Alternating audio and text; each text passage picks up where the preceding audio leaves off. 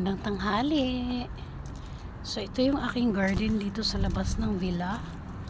At meron ako ditong tinanim na malunggay. Yan, manguha tayo dahil tayo magtitinolang manok. At hindi lang yan. Tayo rin ay manguha ng tanglad. Dahil ito ay napakasarap para sa ating ulam. So doon ako kukuha sa medyo malago. Ayan, basang-basa ito dahil diniligan ko to kahapon ng gabi at ngayong umaga. Habang pinapakain ko ang aking mga chikiting, ito ay aking binuksan para may dilig sila. Oo. Ayan.